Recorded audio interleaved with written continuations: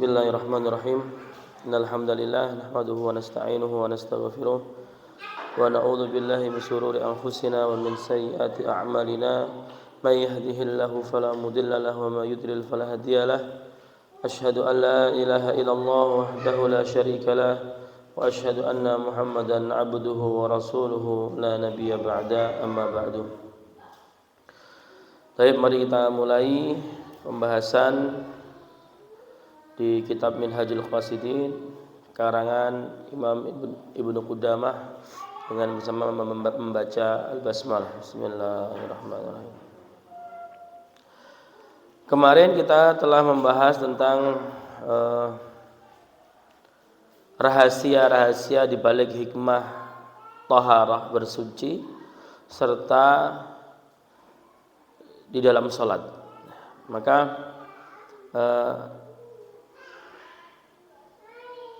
mari kita bersama-sama untuk mencoba menerapkan apa yang telah kemarin kita pelajari dari kitab Minhajul Qasidin di masalah taharah dan juga masalah sholat. Kita coba saja, mungkin taruhlah 1 minggu saja kita melaksanakan sholat tanpa betul-betul ada hal-hal yang sifatnya duniawi yang masih ada bersemayam di hati kita ketika sholat. Maka kita betul-betul untuk mencoba menguasai diri kita ketika sholat selama 1 minggu saja. Pasti nanti kita akan merasakan sesuatu yang lain, sehingga di sholat-sholat yang lainnya pun kita akan terbiasa seperti itu. Semoga Allah memberikan kita kemudahan, amin ya rabbal alamin. Baik, pada hari ini insyaallah kita masuk ke dalam pasal adab-adab yang berkenaan dengan sholat Jumat. Bismillahirrahmanirrahim. Qala musannif rahimahullahu taala, nafa'ani wa iyyakum bi'ulumi fid dunya wal akhirah, amin ya rabbal alamin. Faslun fi adabi tata'allaqu bi sholatil jum'ah wa yaumil jum'ah. Adab-adab yang berkaitan dengan sholat Jumat dan hari Jumat. Wahia nahwa min 15. Ada 15 adab yang disebutkan Imam Ibnu Qudamah di dalam pasal ini. Ahaduha, yang pertama adalah adab di hari Jumat. Yang pertama, ayyasta'idda lil jum'ah min yaumil khamis fi lailatil jum'ah bitanzifi wa ghuslil thiyabi wa i'dad ma yasluhu laha. Para ulama itu ketika besok adalah hari Jumat, pas ini babnya kan, sekarang hari Kamis, maka adab yang mereka lakukan adalah mempersiapkan sholat Jumat sejak hari Kamis dan malam Jumatnya. Sejak hari Kamis dan malam Jumatnya. Dengan apa? Bitandzif, dengan membersihkan diri. Mulai hari Kamis ini nanti mulai memotong kuku, kuku tangan, kuku kaki, terus kumis-kumis yang sudah melebihi bibir dipotong. Nanti bulu-bulu yang ada, bulu ketiak, terus bulu kemaluan dibersihkan semuanya. Bersihkan semuanya. Wa ghuslu thiyab, dan sudah mempersiapkan pakaiannya itu sudah sejak hari Kamis. Sejak hari Kamis. Bahkan ada beberapa yang memang mempunyai pakaian khusus untuk sholat Jumat. Yang mempunyai pakaian khusus untuk sholat Jumat. Kayak orang sekolah. Ketika hari Jumat apa pakaiannya? Pramuka. Pasti Dulu kan kita sekolah pramuka. Pasti hari Kamis sudah nyari hasbuknya, nyari ininya, nyari bukunya, nyari celananya. Kalau nggak ada, pinjam sana sini. Itulah keadaan para ulama dulu. Tapi bedanya mempersiapkan sholat Jumat. Seperti itu. Ya, jadi disiapkan jauh-jauh hari, ya, 1 hari sebelumnya. Wa i'dad ma yasluhu laha, dan segala bentuk persiapan untuk mendatangi sholat Jumat. Apa saja itu? Ya, apa saja. Misalkan mau sholat Jumatannya di mana, persiapkan motornya, bensinnya dipenuhi dan sebagainya. Gitu. Jadi betul-betul Jumat ini adalah hari yang spesial gitu. Ya. Karena hari rayanya umat Islam, ya, yang adanya 1 minggu sekali hari Jumat ini. Ya, hari Jumat ini. Maka betul-betul mereka maksimal dalam mempersiapkannya. Dan semoga kita bisa meniru. Amin ya rabbal alamin. Lalu adab yang kedua adalah al-iktisal fi yaumiha. Ya, mandi di hari Jumat. Ya. Mandi di hari Jumat. Kama jaa fil ahadits, ya. Sebagaimana, ya, yang ada di keterangan hadis Rasulullah sallallahu alaihi wasallam.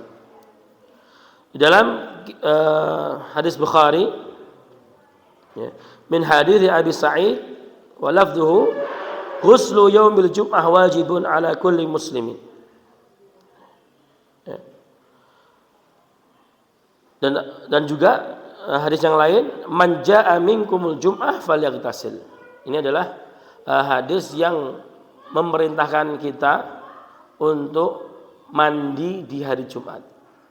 Para ulama berbeda pendapat tentang hukum mandi di hari Jumat.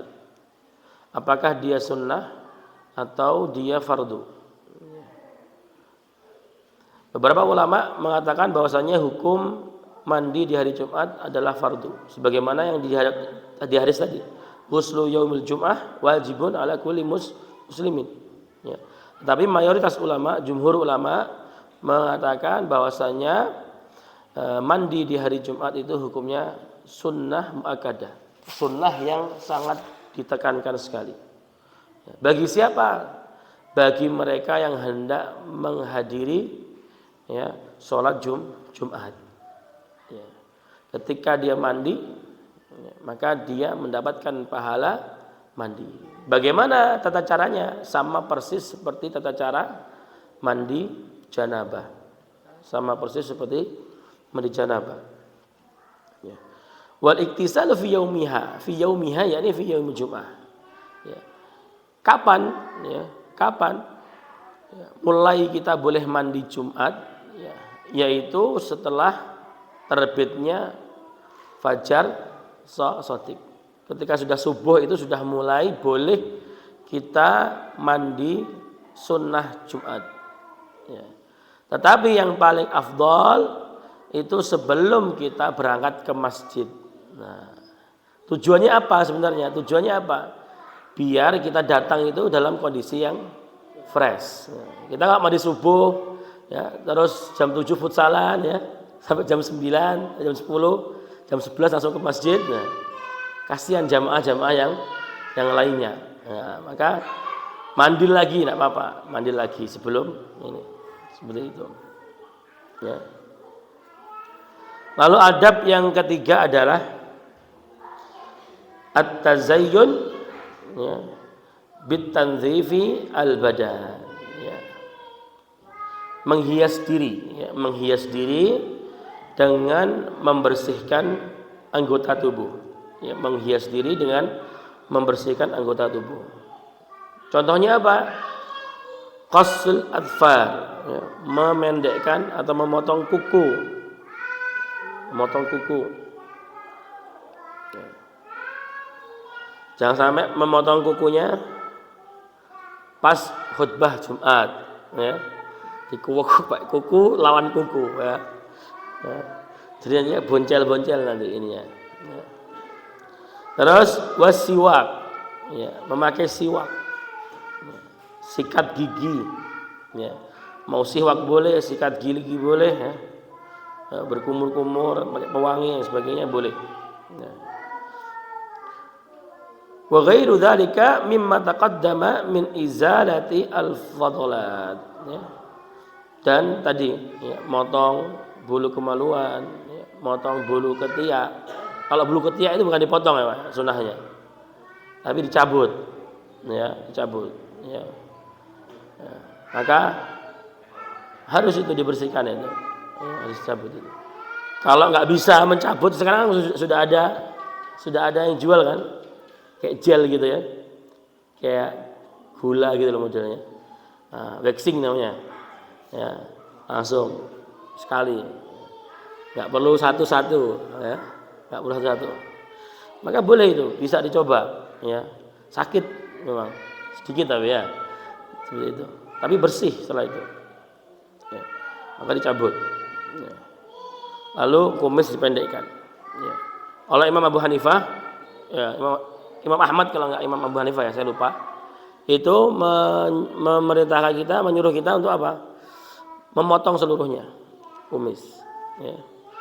Tapi ulama yang lain ada yang mengatakan cukup apa?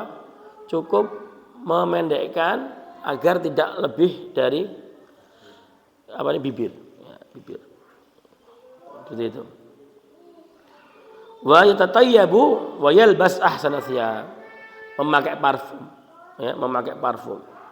Maka harus wangi. Kalau datang ke masjid di hari Jumat, maka harus wangi. Ya. Kalau nggak punya parfum ya pakai parfumnya istri, nggak apa-apa. Ya, seperti itu. Ya.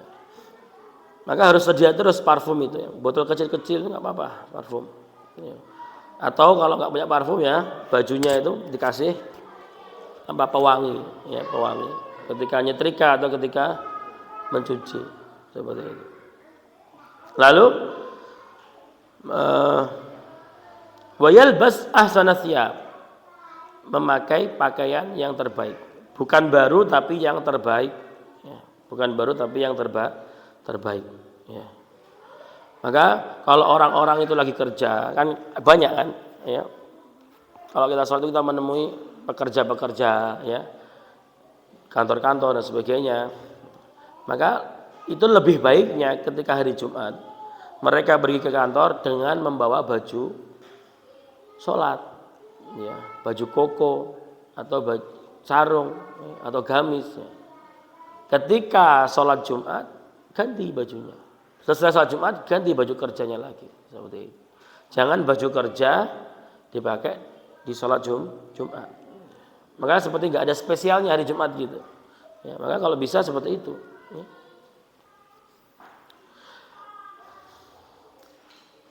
Ar-rabi, yang keempat, at-tabkir ilaiha masyian, ya. Datang ke masjid, ya, atau mendatangi salat Jumat, ya, lebih pagi, ya. Tabkir masyian dengan berjalan kaki, ya. Wa yambagi lis-sa'i ilaiha lijami'in ay yamshi bisukunin wa khusyu'. Maka sudah seharusnya orang yang mendatangi masjid untuk sholat Jumat itu didatangi dengan berjalan kaki dengan pelan-pelan dan tenang, khusyuk. Begitu. Karena pahalanya itu lebih banyak. Pahalanya setiap langkah kita, pahalanya. Ya, tapi kalau pakai motor, ya setiap ini ya, sekali tok gitu. Atau setiap kopling ya, ganti kopling ya. Gitu. Tentunya banyak mana? Tentunya banyak pahalanya orang yang mendatangi hari Jumat dengan berjalan kaki, ya, seperti itu. Karena masyakohnya itu lebih berat daripada yang pakai kendaraan. Tetapi kalau masjidnya jauh, ya, maka tidak masalah, ya, baik kendaraan boleh, ya, pakai mobil boleh, pakai motor juga boleh. Mana yang lebih pahalanya lebih banyak? Ya motor, ya. Karena apa? Karena dia kena tarik matahari, masyakohnya lebih besar, ya. Ya. Selama masyakohnya lebih besar itu, maka pahalanya juga akan lebih besar. Kalau pakai mobil AC-an enak, gitu kan? Gitu. Tapi pahalanya juga lebih ringan, seperti itu. Wa yanwi al-i'tikaf fil masjid, lalu masuk ke dalam masjid, duduk, ya, meniatkan diri untuk beriktikaf ila waqti khurujihi. Diniatkan iktikaf sampai waktu keluar masjid. Ya, maka al-ibtikar itu bukan ya. Itu al-ibtikar itu para ulama mengatakan di waktu-waktu duha. Nah, itu sudah datang ke masjid. Ya. Dan itulah yang dimaksud di dalam hadis Rasulullah. Barang siapa yang datang lebih awal, dia akan mendapatkan apa? Unta. Ya. Bukan yang mereka datang jam 11:30 masih belum ada orang. Nah, ya. Maka kalau datangnya 11:30 ya dapat endok, telur, tetepan gitu kan. Meskipun belum banyak ada orang datang. Jadi al-ibtikar itu sudah memang dari pagi hari, ya, dari duha itu sudah datang, gitu kan. Seperti itu. Lalu niat iktikaf.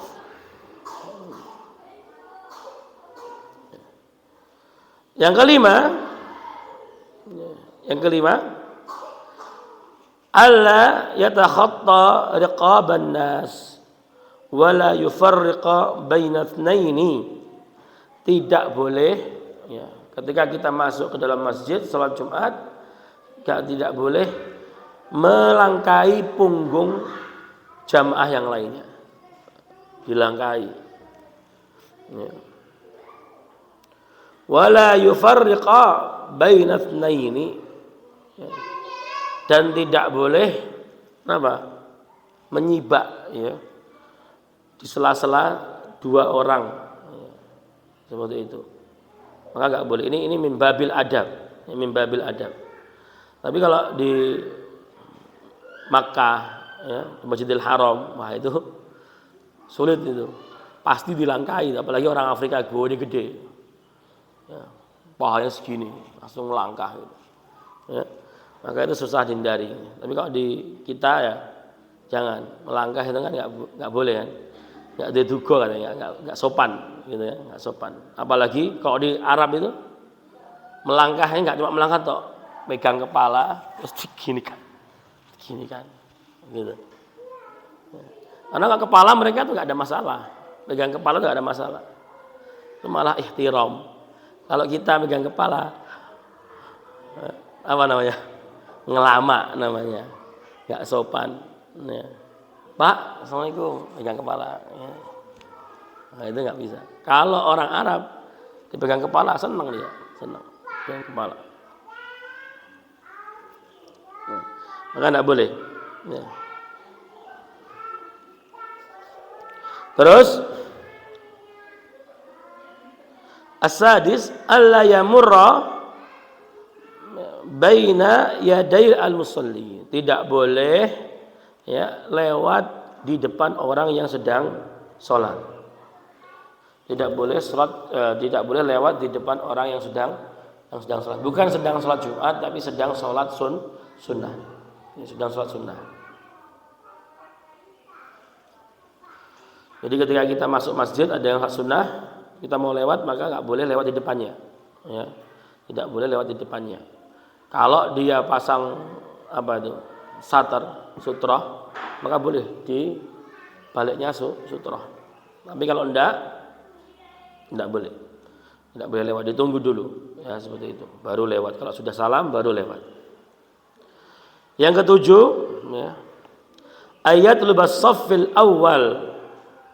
Ya, illa an yara munkaran aw yasma'ahu fayakuna lahu fit ta'akhuri udhran. Baik, yang ketujuh adalah adabnya hendaklah dia memilih shaf yang paling awal.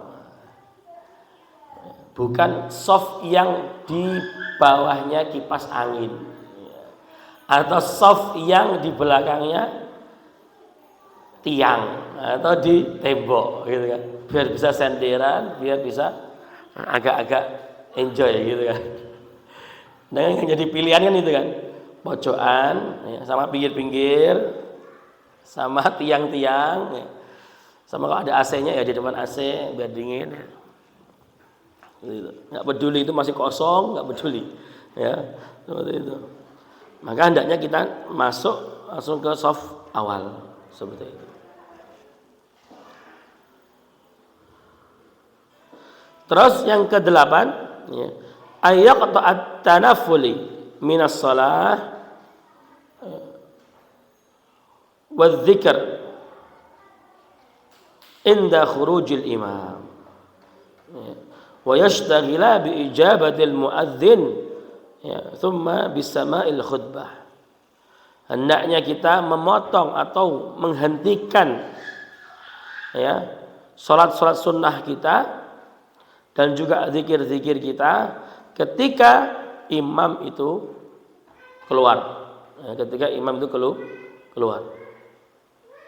Jadi imam itu ya, imam dan khatib salat Jumat itu hendaknya diberi ruang khusus di masjid. Jadi bukan ditaruh di jamaah. Jadi ada ruang khusus. Misalkan di sini ada ruang imam, gitu kan? Belakang ini ruang imam. Ya. Nanti sudah mendekati waktunya baru imamnya muncul. Nah, sini kan, gitu. Nah itu seperti itu harusnya ya, ada ruang imam. Tapi kan di masjid-masjid itu jarang ada ruang imam. Adanya ruang takmir. Ya. Kadang-kadang ruang takmir pun udah berantakan. Ya. Jadi nggak pantas buat menerima tamu gitu loh. Maka dibuat kalau ini apa ini? Ruangan kan ya? Hah? Ya ruangan kan nanti di setting kayak ruang tamu yang bagus gitu. Jadi nanti kok nerima para asatid ya. Terus imam khutbah atau Idul Fitri yang ini ya, taruh sini dulu. Seperti itu. Jamu dulu, kopi ya. Apa Indomie gitu ya. Apa dipijit-pijit dulu, pijit satu. Nah, gitu ya. Nah, maka semua bentuk salat-salat nafilah maka dihentikan. Jadi, Pak, ya. Salat qobliyah Jum'ah itu tidak ada. Salat sunnah qobliyah Jum'ah itu tidak ada. Ya. Adanya itu adalah salat sunnah mutlak. Salat sunnah mutlak. Ya. Atau biasa para ulama menyebutnya salatul intidhar. Ya. Salat sunnah menunggu imam atau khatib. Berapa rakaatnya? Sebanyak-banyaknya. Sebanyak-banyaknya. Ya, sebanyak-banyaknya. Ya. Tatawu atau salat-salat sunnah ya. Amalan-amalan sunnah yang paling Allah senangi adalah memperbanyak salat. Nah, di mana kita memperbanyak salat? Ya di waktu Jumat kesempatannya. Panjenengan datang jam 11. Ya, imam naik jam berapa? 11 jam 11.45 misalkan, nggih. Maka 45 menit itu panjenengan pakai untuk salat sunnah. 2 rakaat. Bisa 20 rakaat, bisa 40 rakaat terserah. Sekuatnya. Nanti imam datang, khatib datang, berhenti. Itu namanya salat mutlak. Niatnya bagaimana? Usolli Allahu Akbar, gitu saja. Ya. Usolli Allahu Akbar. Ya, itu namanya salat mutlak. Lalu berzikir dan sebagainya. Sembari menunggu imam. Nanti wa yashtagila bi ijabatil muadzin. Adzan kita menyibukkan diri dalam menjawab adzan. Lalu mendengarkan khutbah. Ya, seperti itu. Lalu yang ke-9, adab yang ke-9 adalah an yusalliya sunnah ba'dal jum'ah in sya'a rak'ataini wa in sya'a arba'ah. Lalu setelahnya hendaknya dia melakukan salat sunnah ba'diyah. Salat sunnah ba'diyah Jum'ah 2 rakaat atau 4 rakaat.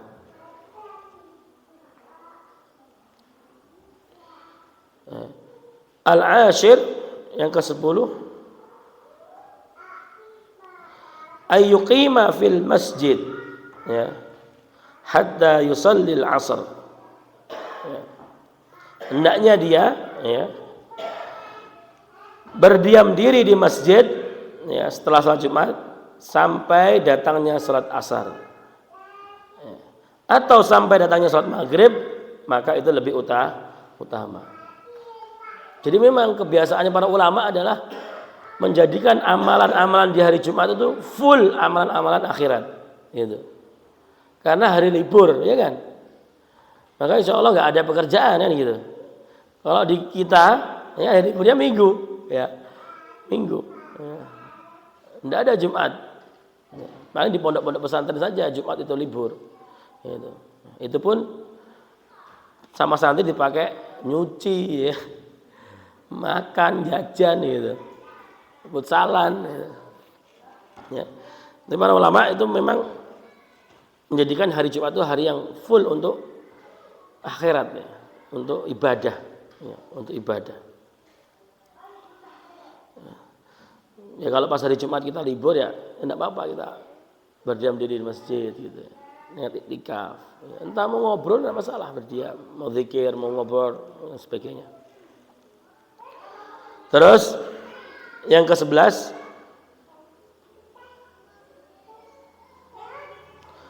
an yuraqiba, ya,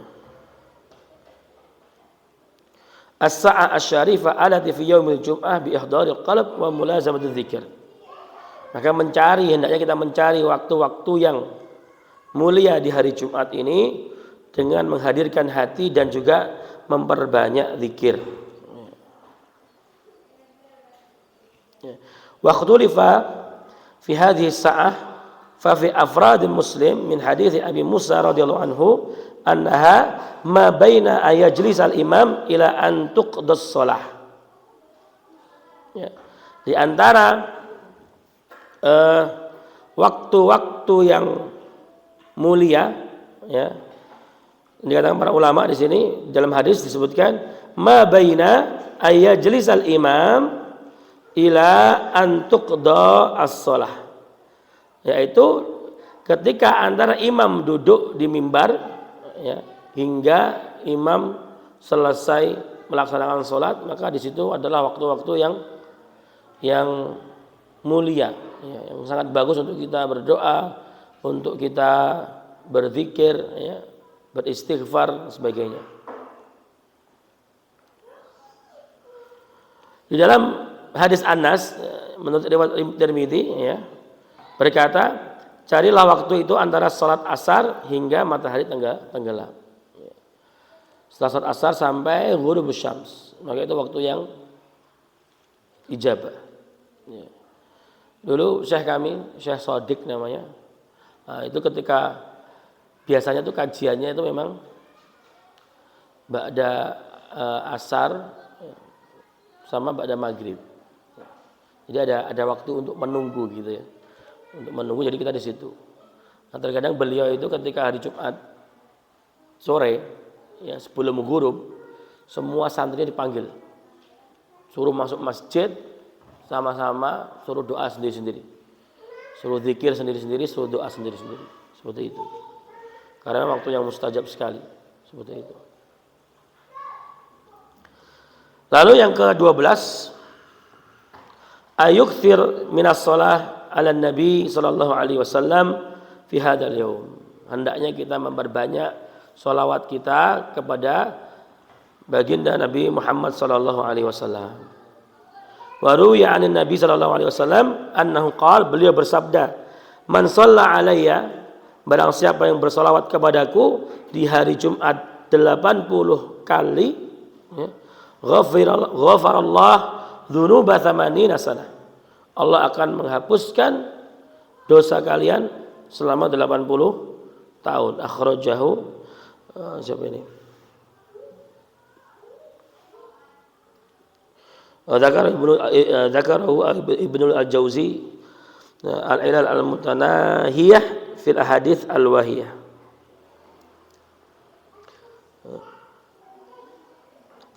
Selanjutnya, maka di hari Jumat, ya, kita memperbanyak selawat kepada Nabi Muhammad SAW.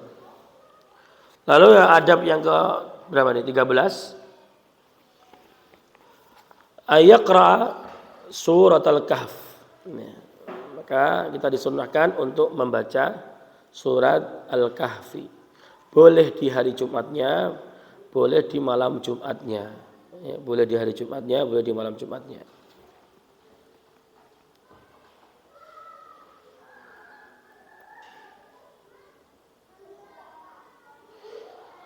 Ya, di dalam hadis diriwayatkan bahwasanya anna man qara'aha fi yaumil jum'ah au lailatil jum'ah wuqiya al fitnah. Barang siapa membacanya surat Al-Kahfi di hari Jumat ataupun di malam Jumat, maka dia akan diselamatkan dari fitnah-fitnah. Ya. Wa yustahabbu aidan ayukthir min qiraatil Qur'an fi yaumil jum'ah. Dan disunnahkan juga memperbanyak bacaan-bacaan Al-Qur'an di hari Jumat. Wa an yakhtim fihi au fi yaumil jum'ah in qadar. Atau lebih bagusnya lagi dan lebih utamanya lagi itu khatam Quran di hari Jumat. Ya. Ya.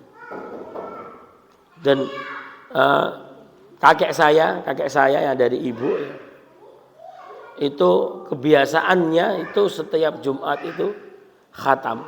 Ya, setiap Jumat itu khatam dan itu dawam sampai beliau meninggal seperti itu. Dawam.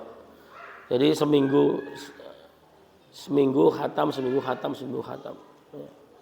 Insyaallah semoga kita diberikan kemampuan dan keistiqomahan untuk bisa mencontoh orang-orang saleh. Amin ya rabbal alamin. Yang ke-14 ya. An yatasaddaq fi yaumil jum'ah bima amkan wala takun shadaqatuhu kharijal masjid. Maka memperbanyak sedekah di hari Jumat, memperbanyak sedekah ya.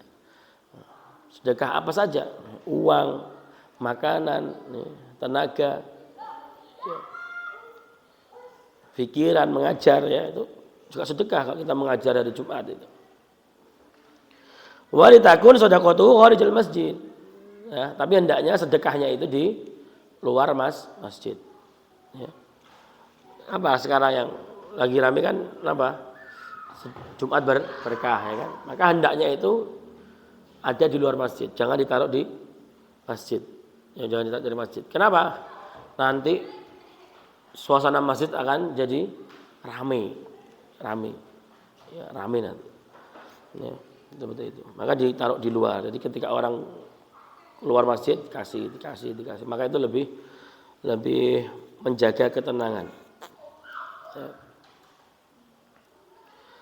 Terus yang ke-15 wa yustahabbu an yaj'ala yaumul jum'ah li a'malil akhirah wa yakuffa an jami'i asghalid dunya. Ya, hendaknya ya dia menjadikan hari Jumat adalah hari khusus untuk amal-amal akhirat dan mencukupkan dirinya ya, dari segala kesibukan dunia ya, dari kesibukan dunia ya. Maka kalau yang hari Jumatnya masih kerja ya tidak apa-apa ya.